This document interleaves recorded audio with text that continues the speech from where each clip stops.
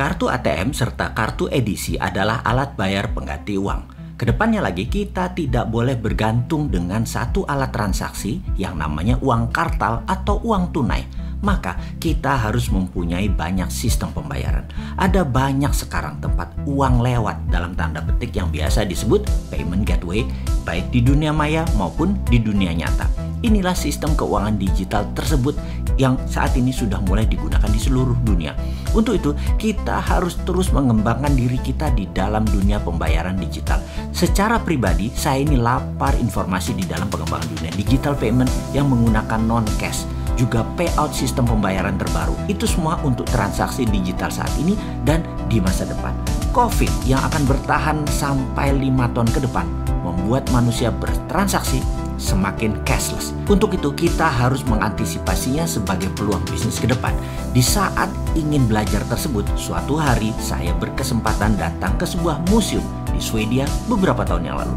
Sebenarnya malu sih saya menceritakan. Saya ini punya idola. Mungkin karena saya berselera norak kali ya. Bayangin saja, saya ini mengidolakan ABBA, grup musik asal Swedia. Lagu-lagu mereka Chiquitita, Fernando, Take a Chance on Me, I Do, sering menjadi gumamam saya bersenandung. Norak kan ya, zaman begini masih nyanyi lagu-lagu ABBA. Kemana aja lu, pasti ada yang bilang begitu. Karena saya ngefans, ya bertandanglah saya menyempatkan ke Swedia, ke museum ABBA yang baru diluncurkan sekitar 2013 atau 2014 kalau tidak salah, saya lupa. Sebagai number one fans tentunya antusias sekali melihat 4 orang bersuara emas membuat memorabilia museum perjalanan musik mereka. Berhubung ngefans berat, maka ketika ada cerita tentang personil ABBA, hal ini menjadi menarik perhatian saya. Apa itu? Salah satu personel mereka yaitu Björn Ulvaeus ternyata membuat sejarah kedua. Setelah menduniakan ABBA, dia sekarang membuat hampir di seluruh Swedia tidak memakai uang tunai lagi. Personil ABBA ini membuat sejarah lagi sebagai pelopor cashless revolution. Ceritanya, suatu hari putra Björn ini di apartemennya di Stockholm kemalingan sampai 2 kali dalam setahun. Peristiwa ini sangat membekas dalam hati Björn dan mulai berpikir bagaimana kalau seandainya dunia tidak ada uang tunai atau cashless. Pasti si pencuri tidak bisa menjual barang curiannya karena semua dengan mudah terdata. Sejak saat itu, dia mulai menulis di blognya dan menulis di banyak artikel. Salah satunya yang dibahas adalah bagaimana tindakan kriminal yang ternyata semua berujung di uang. Untraceable cash, uang tunai yang tidak ketahuan siapa pemiliknya. Jika ada digital record atau catatan digital untuk setiap transaksi, perampokan, fraud, penipuan keuangan, koruptor di dunia ini akan tamat, akan berakhir. Sebagai sebuah komitmen pada dirinya, sejak tahun 2011 dia berhenti menggunakan uang tunai. Semua digital, semua pakai card, semua cashless, semua pakai QR code dan lain sebagainya. Dia tidak pernah menggunakan tunai hingga saat ini. Bahkan di museum ABBA pun tidak terima pembayaran tunai. Dia meletakkan pesan di pintu masuk. Saya menantang semua orang untuk stop menggunakan uang tunai. Saat ini dunia menderita karena tindakan kriminal. Mulai dari narkoba hingga pencuri sepeda.